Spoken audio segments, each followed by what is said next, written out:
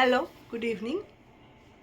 গল্পগুচ্ছের প্রেমটা আজকে কাটিয়ে উঠতে পেরেছি আমি। আজকে আমি একটা অন্য বই থেকে গল্প পড়ছি। এই বইটা থেকে এখনও অবধি আমি গল্প বলিনি। বইটা হলো বড়দের হাসি সমগ্র, সঞ্জীব চট্টোপাধ্যায়ের। হালকা হাসি, চোখের জল।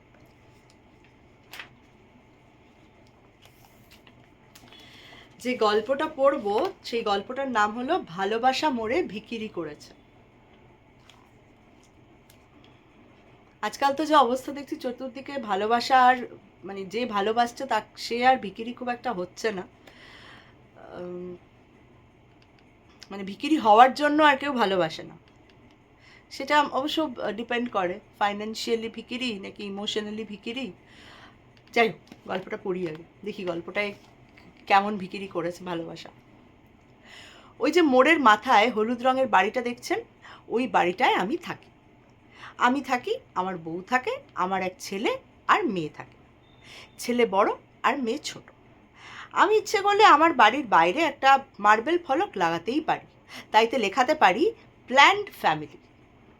আমি ইচ্ছে করলে আমার পরিবারের সভ্য সংখ্যা আরও অনেক বাড়াতে পারত। সে ক্ষমতা আমার ছিল, সাহসে খুলয় না। ফলে হামদো হামারাতো। একটা কথা চুপি চুপি বলে রাখি, এখন যা বাজার পড়েছে তাতে যে কোনো লোকের 3টে ছেলে হলে সবচেয়ে ভালো হয়। একজন মস্তান হবে, আরেকজন হবে নেতা, আরেকজন হবে পুলিশ। একেবারে আদর্শ পরিবারের কাঠামো। হেসে খেলে রাজত্ব করে যাও। ব্যক্তিগত সম্পত্তির অভাব হলেও জাতীয় সম্পত্তির অভাব নেই। পার্কের রেলিং খুলে বেচে দাও। চারদিকে নানা রকম কনস্ট্রাকশন হচ্ছে, প্রচুর মালপত্র পড়ে আছে রাস্তাঘাটে। একটু কষ্ট করে তুলে আনো, এনে আবার সেইখানেই ফিরিয়ে দাও। একেই বলে লেনদেন। জমি কেনো, বাড়ি করো, গাড়ি করো, ফুরফুরে নেশা করো, এদিকে সেদিকে ঘুরতে যাও। শহরে আবার বাইজি কালচার ফিরে আসছে। ওরাও দুহাতে কারেন্সি নোট ওরাও। তাই এই নয়া বাতাসের পাল তুলতে আমি পারি। আমার পালে সেই পুরনো বাতাস, ধর্ম নিয়ে, আদর্শ নিয়ে এক বিশ্রী অবস্থা। লোভ আছে কিন্তু সাহস নেই। আমি আমার বউকে ভীষণ ভয় পাই। সমস্ত আদর্শবাদী স্বামীরাই ভয় পায়, আমি একটু বেশি পাই। কারণ আমি ঝগড়াঝাটি ভীষণ অপছন্দ করি। আমি মনে করি কোনো ভদ্রলোকের স্ত্রীর সঙ্গে ঝগড়া করা উচিত নয়। আর স্ত্রী আর হেডমিস্ট্রেসে খুব একটা তফাৎ নেই। সমস্ত স্বামীই স্ত্রীদের ছাত্র। কত কি শেখার আছে। আর এই শিক্ষা তো স্ত্রীর পাঠশালাতেই হয়। আমার স্ত্রী এতদিন পরেও প্রায়ই বলে, কবে যে তুমি একটু মানুষ হবে। আমি এখন তাহলে কি? স্কুলে শিক্ষকরা চিরকাল বলে এসেছেন, এমন সিনসিয়ার গাধা খুব কম দেখা যায়। আমার বউ স্পষ্ট মুখের ওপর বলে, তুমি একটা অমানুষ। অর্থাৎ জন্তুর জান্তব গুণাবলী চোরাই করে ঈশ্বর আমাকে মানুষের বোতলে পুরে পৃথিবীতে ঠেলে দিয়েছেন। আর আমার স্ত্রী দয়া করে সেই বোতলটিকে তুলে নিয়েছে। কত বড় উদারতা! হ্যাঁ, এই উদারতার জন্য চিরকাল চিরকাল আমাকে কৃতজ্ঞ থাকতে হবে। সিট ডাউন বললেই বসতে হবে, আর গেট আপ বললেই উঠে দাঁড়াতে হবে। আমি আমার ছেলে মেয়েদের কোনোভাবেই জানতে দিতে চাই না যে আমি প্রেম করে বিয়ে করেছিলাম। প্রেম বাঙালির রক্তে হিমোগ্লোবিনের মতন মিশে আছে। নারী জাতির প্রতি প্রেম। বিয়ের সময় আমরা যে পণ চাই, বিয়ের পরে বধূ নিগ্রহ করি, কখনো পুড়িয়ে মারি বা সিলিংয়ে ঝুলিয়ে দিই। সেটা স্ত্রীর প্রতি বিদ্বেষ নয়, শ্বশুর মশাইকে ঘৃণা। অধিকাংশ শ্বশুরই পাকা ব্যবসাদার, কৃপণ, হাত দিয়ে জল গলে না, চোখের চামড়া নেই, ধুরন্ধর প্রকৃতির ব্যক্তি। সুন্দর সুন্দর মেয়ের পিতা হয়ে বিয়ের বাজারে লাঠি ঘোরাতে চায়। আমি একটু বোকা ধরনের উদার প্রকৃতির মানুষ, তাই ঠকে মরেছি। আমার ভাইরা ভাই যে আমার বউয়ের বোনকে বিয়ে করেছে, সে খুব পাকা ছেলে। আমার শ্বশুর মশাইয়ের কানটি মূলে কম বাগিয়েছে, ভাবলে মনটা আমার কেমন করে ওঠে। একই বউকে দ্বিতীয়বার আর বিয়ে করা যায় না। যা হয়ে গেছে তা হয়ে গেছে, এখন আর পস্তিয়ে লাভ নেই। ভালোবাসার পলেস্তারা দিয়ে সব মসৃণ করতে হবে। ভালোবাসা জিনিসটা ভোরের শিশিরের মতন তো, সংসার সূর্যে নিমেষে উবে যায়। আমার হলুদ রঙের একতলা বাড়ি, সবে হয়েছে, এখনো অনেক কাজ বাকি। এই বাড়ি আমার বাঁশ হয়েছে। আমার জ্ঞানী বউয়ের পরামর্শে সব বেচে বুচে ধার দেনা করে তৈরি হয়েছে ইটের খাঁচা। এখন বাজার করার পয়সা জোটে না, ভিখিরির অবস্থা। অফিস থেকে লোন নিয়েছিল, কাটতে শুরু করে দিয়েছে, মাইনে হাফ হয়ে গেছে। অথচ সংসার খরচ কোনোভাবেই কমানো যাচ্ছে না। এই নিয়ে স্বামী স্ত্রীতে ঘন ঘন বাজেট অধিবেশন হয়েই চলেছে। কোনো দিক থেকেই কোনো সুরাহা হয়নি। আমার তো আর স্টেট নেই যে মদের ওপর, ডিজেলের ওপর, সিগারেটের ওপর, গমের ওপর ট্যাক্স বসিয়ে দেবো। এ হলো ফ্যামিলি, একটাই রাস্তা, খরচ কমানো। দুধের খরচ কমানো যাবে না, ছেলেমেয়ের হেলথ খারাপ হয়ে যাবে। ওরাই তো আমাদের ভবিষ্যৎ, দেশের ভবিষ্যৎ। ঠিক মতো লালন পালন করতে পারলে কত কি হতে পারে। এদেশে এখনও কেউ আইনস্টাইন হয়নি, রাসেল হয়নি। এদেশে আব্রাহাম লিঙ্কনেরও খুব প্রয়োজন। দেশের রাজনৈতিক পরিস্থিতি একেবারে যাচ্ছে তাই। সারা ভারতে রাজনীতির চোরাই তৈরি হচ্ছে, চতুর্দিকে আড়ংধোলাই শুরু হয়েছে, সারা বিশ্ব হিংসায় ভরে গেছে। একজন যিশু এলেও তো মন্দ হয় না। আমার শিশুটি তো যিশু হতে পারে। কে কি হবে বলা তো যায় না। না, আমার বউ অবশ্য সন্দেহ করে, তোমার মতো পিতার সন্তান কতদূর কি করবে আমার সন্দেহ আছে। গাছ অনুযায়ী তো ফল হবে। আমি ভয় বলতে পারি না যে তুমি তো জমি, বীজ তো তুমি ধারণ করেছিলে, সেই জমিতেও তো আমার সন্দেহ, বীজের দোষ না জমির দোষ।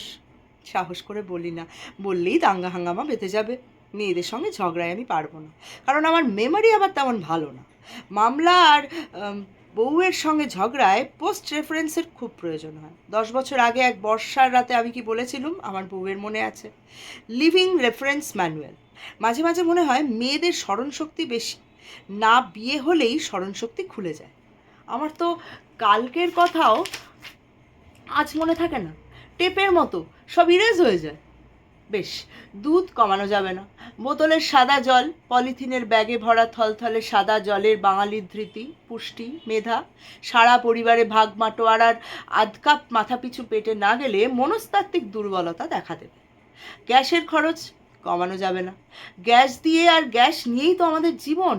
চাবি ঘুরিয়ে জ্বালতে জ্বালতেই বেশ কিছুটা বাতাসে পাখা মেলে উড়ে যাবে, সারা বাড়ি খুশবুতে ভরে যাবে। হাতের কাছে সব গুছিয়ে নিয়ে রাঁধতে বসার নির্দেশ থাকলেও সম্ভব হবে না। সেইটাই আমাদের চরিত্র। বিদ্যুতের বিল উত্তরোত্তর বাড়বে, বই কমবে না। লৌকিকতা যা ছিল তাই থাকবে। শিক্ষার খরচ দিন দিন বাড়বে। প্রতিটি বিষয়ের জন্য এক একজন গৃহশিক্ষক, তা না হলে পরীক্ষায় গোল্লা। অশ্রু বিসর্জন করে নাকে কেঁদে লাভ নেই। যে খেলার যা নিয়ম। খরচ কমাবার কোনো রাস্তা নেই, শুধু বেড়ে যাও, ছেড়ে যাও, উড়িয়ে যাও, পুড়িয়ে যাও। ছেলেবেলা থেকে শুনে আসছি ওয়েস্ট নট ওয়ান্ট নট, অপচয় বন্ধ করো, অভাব হবে না।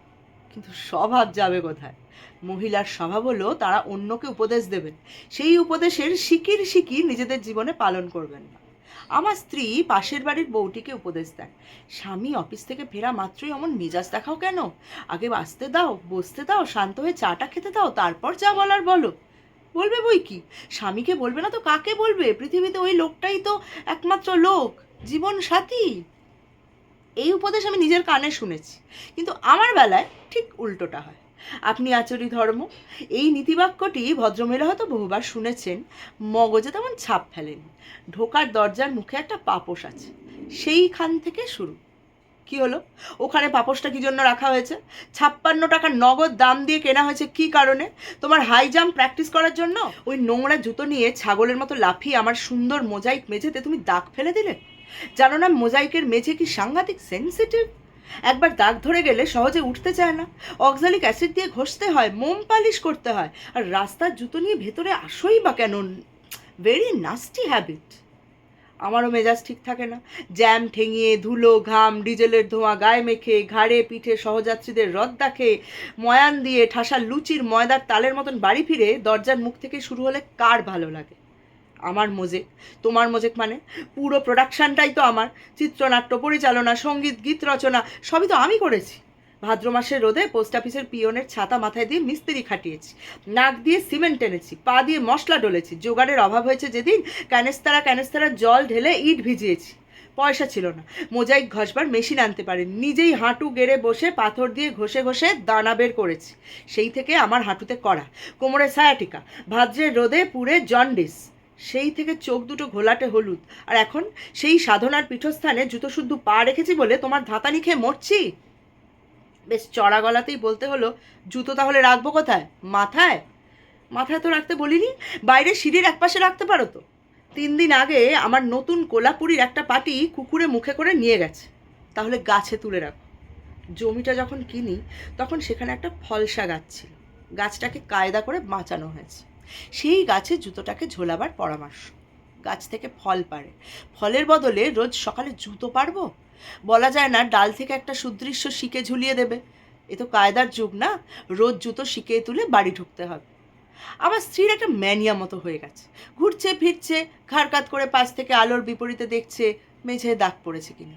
পড়লেই স্পেশাল ন্যাতা দিয়ে, জল দিয়ে, লিকুইড ডিটারজেন্ট দিয়ে ঘষে ঘষে পরিষ্কার করছে। আমার রেহাই নেই, বসতে দেখলেই তেলে বেগুনে জ্বেলে উঠছে। কি বসে বসে বাসি খবরের কাগজ পড়ছো? যাও না, সিঁড়ির ধাপ আর মেঝের স্কার্টিংগুলো একটু পরিষ্কার করো না। বাড়ি করার পর থেকেই আমার চেহারাটা অষ্টাবক্র মুনির মতন হয়ে গেছে। তার উপর 24 ঘন্টাই অত্যাচার। দেওয়ালে পিঠ রেখে বসা যাবে না, দেওয়ালের রং চটে যাবে, মাথার পিছন লাগানো যাবে না, ছোপ ধরে যাবে তেলের। বাথরুম থেকে বেরিয়ে পাপোশে 15 মিনিট পা ঘষতে হবে, জল থাকলেই ঝকঝকে মেঝেতে দাগ পড়ে যাবে। কোথা থেকে একজোড়া ছেঁড়া টুথব্রাশ নিয়ে গ্রিলের বাঁচ থেকে ধুলো ছাড়ো, ঘাড় উঁচু করে দেখো সিলিংয়ে কোথাও ঝুল ধরেছে কিনা। এইসব করতে করতেই বেলা কাবার। না পড়া হয় সকলের কাগজ, না হয় ভালো করে খাওয়া, কোনো রকমে নাকে মুখে গুঁজে ছোট অফিস। প্রায় দাড়ি কামানো হয় না, খোলতাই চেহারায় এক মুখ কাঁচা পাকা দাড়ি। লোকে জিজ্ঞেস করে, কি হয়েছে বলুন তো আপনার? ভাই, বাড়ি হয়েছে। বাড়ি হলে এরকম হয় বুঝি? অনেকে টেসে যায়, আমি তো তবু বেঁচে আছি। একদিন সকালে বাড়ি ঢোকার মুখে মেঝে খাড়ুয়া দিয়ে মুছছি, আর পাশে হেলে হেলে দেখছি দাগ পড়েছে কিনা। এমন সময় আমার প্রতিবেশী আশুবাবু এসে জিজ্ঞেস করলেন, বিশুবাবু আছেন? আমার নামে বিশুবাবু। ভদ্রলোক চিনতে পারেননি। আমি বললুম, বাজার গেছেন। এলে তোমার বাবুকে বলো দেখা করতে, শুধু বলবে ইনকাম ট্যাক্স। আমি ন্যাতা ফেলে তড়াক করে লাফিয়ে উঠলুম, ইনকাম ট্যাক্স মানে? আশুবাবু থতমত খেয়ে বললেন, আরে আপনিই তো বিশুবাবু, কি করছিলেন অমন করে, এমন অদ্ভুত পোশাকে? হাউস মেনটেনেন্স, মেঝে পালিশ। মেঝে পালিশ না করে নিজেকে একটু পালিশ করুন, চেহারার কি দশা করেছেন। পায়ে মোজা পড়েছেন কেন? শরীর গোলমাল? না না, এটা আমার স্ত্রীর ব্যবস্থা, মেঝেতে দাগ পড়বে না। কত রঙ্গই যে জানেন, কত রকমের পাগল আছে এই দুনিয়ায়। যাক, কাজের কথাটা বলে যাই। বাড়ি তো করলেন, ডিক্লারেশন দিয়েছেন ইনকাম ট্যাক্সে? ওমা, সে আবার কি? সে আবার কি? বুঝিয়ে ছেড়ে দেবে। বাড়ি তো করলেন, টাকাটা এলো কোথা থেকে? কত টাকার সম্পত্তি? ঠিক ঠিক জবাব দিতে না পারলে হাতে তো হারিকেন। কেন? স্ত্রীর কিছু গয়না বেচেছি, ধার দেনা করেছি, কিছু জমেছিল, সব ঢুকিয়ে দিয়েছি ইটের পাজায়। দেখে তো মনে হচ্ছে 1,02,000 গলে গেছে। মোজাইক মেঝে, সেগুন কাঠের জানলা দরজা, বরফি গ্রিল। কত গয়না বেচলেন মশাই? ধারই বা পেলেন কোথায়? এই বাজারে সংসার চালিয়ে জমেই বা কত? মনে হচ্ছে আপনি আমাকে সন্দেহ করছেন। সন্দেহ নয়, সাবধান করতে এলুম বন্ধু হিসেবে। ওই যে মোড়ের মাথায় ক্ষীরওয়ালা বাড়ি করেছে, ওই যে সিলভার গ্রে রঙের বাড়িটা, কোনো হিতৈষী বন্ধু একটি চিঠি ছেড়ে দিলে ব্যাস, কেঁচো খুঁড়তে সাপ। এইরকম চিঠি ছাড়ে নাকি? ছাড়বে না? বাঙালিরা কত সমাজ সচেতন, জানা আছে আপনার?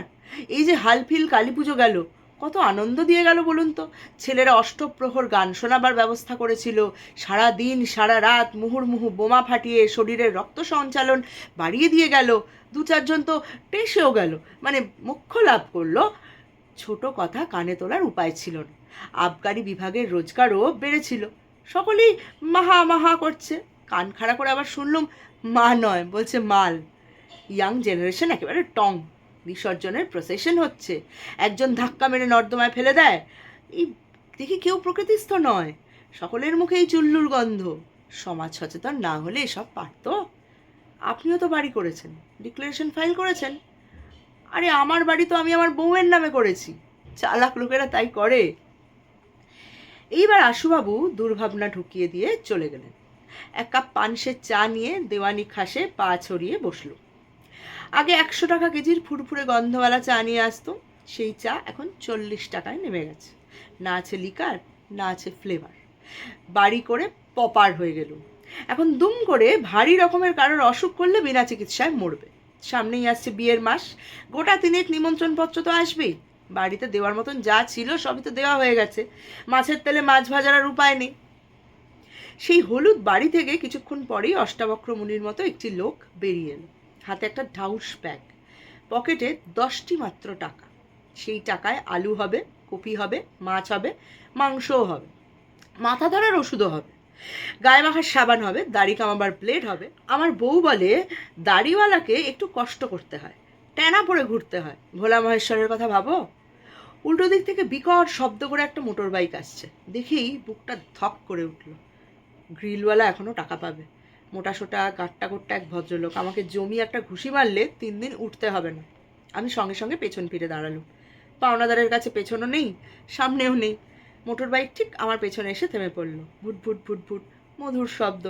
সেই শব্দ ছাপিয়ে গলা আমি শুনতে পেলাম, আপনার কাছেই যাচ্ছি, আজ কিছু দেবেন তো? ঘুরে দাঁড়াতেই হলো। ভেবেছিলুম সকালেই পাওনাদারের মুখ আর দেখব না। বললুম, বাজারে যাচ্ছি, আপনি যান, ও সব এখন আমার স্ত্রীই দেখছেন। মোটর বাইক ভটভটিয়ে বাড়ির দিকে ছুটল। কি হবে আমি জানি না। মোড়ের কাছাকাছি এসে দেখি একটা সাইকেল ঢুকছে। মরেছে। ইট খোলার মালিক। বেশ ভালোই পাওনা। নগদে শুরু করেছিলুম, ধারে ফিনিশ করেছি। এই যে বিশুবাবু, আপনার ওখানেই যাচ্ছি, আজ কিছু দেবেন তো? চলে যান, আমার স্ত্রীর কাছে সব আছে। সাইকেল চলে গেল। মনে পড়ল রোড লিডস টু রোম। হরেনের পানবিড়ির দোকানের কাছাকাছি আর এক পাওনাদার, ফটিকবাবু, আমার কন্ট্রাক্টর। নীল রঙের শার্টের বুক পকেটটা ডিম ভরা ট্যাংরা মাছের পেটের মতো প্রায় ফাটো ফাটো অবস্থা। আমি জানি ওই পকেটে কি আছে। সেই মারাত্মক লোমওয়াটা কুকুরের মতো মলাটওয়ালা মাঝারি মাপের নোটবুকটা আছে, যার পাতায় পাতায় বর্গমিটার আর ঘনমিটারের হিসেব। আমার মতন চিত হয়ে শোয়া কুঁজোদের বধ করবার ব্রহ্মাস্ত্র। খাতা খুলেই বলবেন, লিন্টাল, ছাজা, সানসেট, বিম, পিলার, ঢালাই বাবদ একটু থামবেন, তারপর এমন একটা অঙ্ক বলবেন শোনা মাত্রই শুয়ে পড়তে হবে। ফটিকবাবু বললেন, আপনার কাছেই যাচ্ছি, আজ কিছু দেবেন তো? কিছুটা ক্লিয়ার করুন, আর কতদিন ফেলে রাখবেন? একগাল হেসে বললুম, যান, বাড়িতে যান না, এখন থেকে সবই আমার স্ত্রী দেখছেন। ফটিকবাবুও নাচতে নাচতে চলে গেলেন। 2 কদম এগোতে না এগোতেই প্যাটেলের ছেলে জানলা, দরজা, ফ্রেম এইসব সাপ্লাই করেছিল। কত দেওয়া হয়েছে আর কত যে পাবে আমার কোনো ধারণাই নেই। তাকেও হাসি মুখে বাড়ি মুখো করে দিল। বাজার প্রায় এসে গেছে। শীতের মুখ মানস চক্ষে দেখতে পাচ্ছি টাটকা কপি, নতুন আলু, গলদা চিংড়ি। বুক পকেটে ময়লা একটা 10 টাকার নোট মাত্র সম্বল। হাতে বিশাল একটা ব্যাগ। প্রথমে কিছু ইট পাটকেল ভরবো, তারপর 1 কিলো আলু, 1 ফালি কুমড়ো, 2 বান্ডিল নোটে শাক কিনে 1 জোড়া ফুলকপি হাত দিয়ে ধরব, ধরে আদর করে ছেড়ে দেব। তারপর মাছের বাজারে গিয়ে একটা বড় সড়ো মাছের খুব কাছে গিয়ে ফিসফিস করে বলবো, আহা কি সুন্দর। তারপর তার চিকন শরীরে একটু দীর্ঘশ্বাস মাখিয়ে ফিরে আসবো। আসার পথে 50 গ্রাম কাঁচা লঙ্কা কিনবো, আর কিনবো 6টা পাতিলেবু। সব শেষ করে বাড়িমুখো হতে গিয়েও থেমে পড়ল। বাড়িতে তো এখন যাওয়া যাবে না, সেখানে তো চলছে পাওনাদারদের দক্ষযজ্ঞ। ঘুপচি মতো একটা চায়ের দোকানে ঢুকে 1 কাপ চায়ের হুকুম দিল। অনেকক্ষণ পরে একটা সিগারেট ধরাবার সুযোগ হলো। যখন তখন ফুসফাস সিগারেট খাওয়ার মতো সঙ্গতি আর নেই। ভালোবাসা মোড়ে ভিখিরি করেছে। চায়ে চুমুক দিয়ে কাপটা সবে নামিয়েছি, দোকানদারকে পয়সা দিতে দিতে মোটা মতো শ্যামবর্ণ এক ভদ্রলোক জিজ্ঞাসা করলেন, বিশ্বনাথবাবুর বাড়িটা কোথায়? কে বিশ্বনাথ? দোকানদার যেন বিরক্ত হলেন। নতুন বাড়ি করেছেন, এই কাছাকাছি কোথাও। আমি আর থাকতে না পেরে জিজ্ঞেস করলাম, বিশ্বনাথবাবুর বাড়ি খুঁজছেন কেন? আপনি চেনেন? আরে কেন খুঁজছেন বলুন, আমি ইনকাম ট্যাক্সের লোক। সঙ্গে সঙ্গে দোকানদার বললেন, জানেন তো বলে দিন না। আমি সেই অধম, আমার নাম বিশ্বনাথ বোস। ভদ্রলোকের মুখ দেখে মনে হলো অনেক দিন পর এক পলাতক আসামিকে ধরে ফেলেছেন।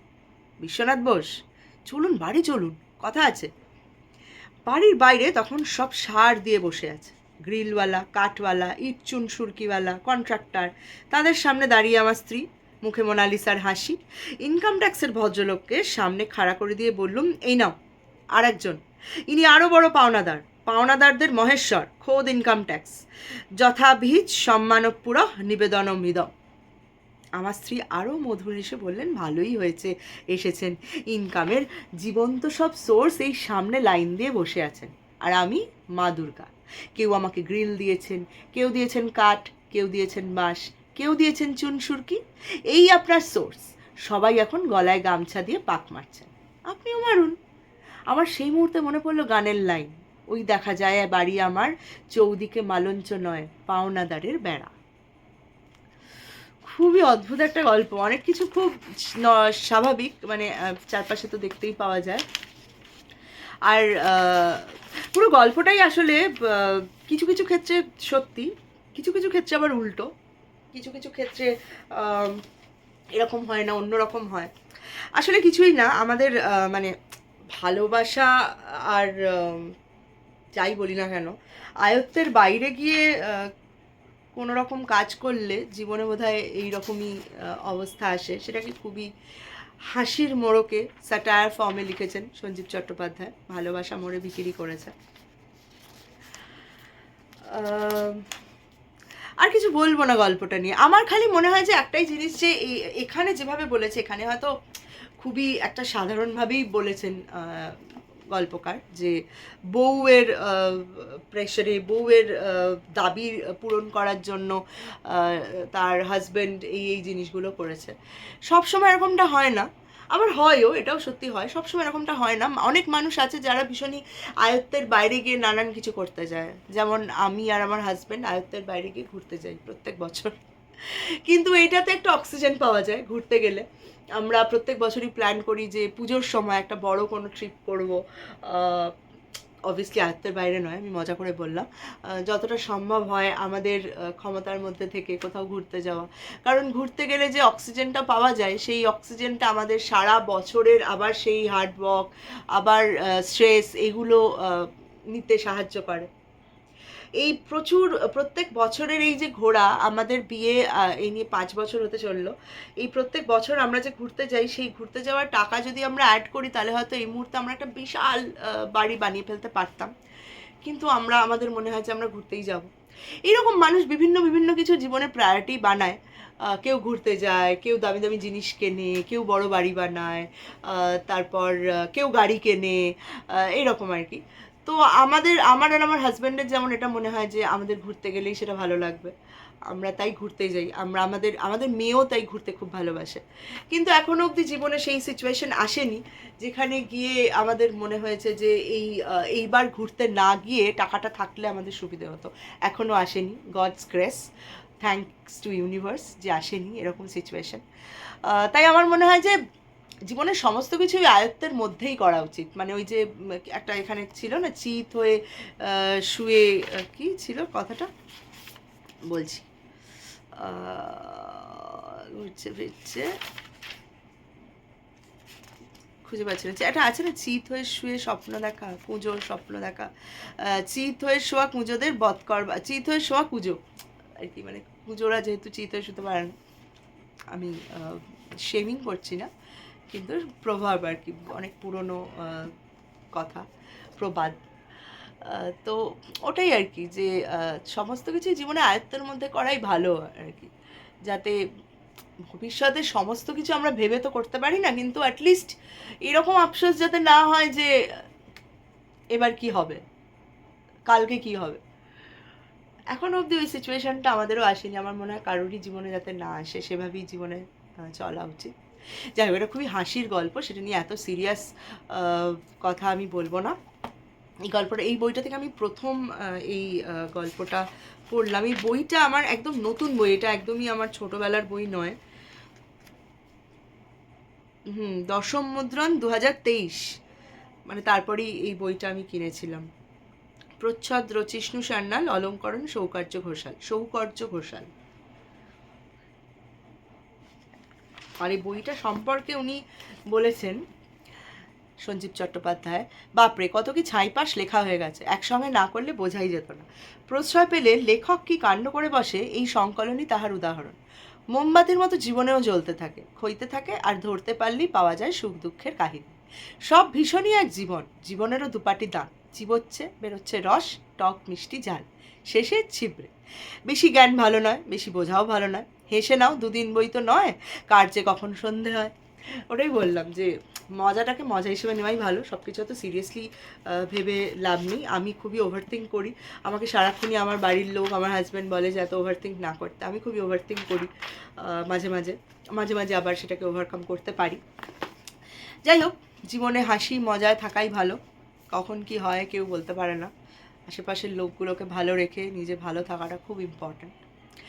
আজকের গল্প বলা শেষ হলো, একটু ছোটো করে আড্ডা দেওয়াও শেষ হলো। আবার দেখা হচ্ছে কালকে একটা নতুন গল্প নিয়ে। আমার ভীষণ মনে হচ্ছে কালকে আমি আবার গল্পগুচ্ছ থেকেই একটা গল্প বলবো। Tata, good night.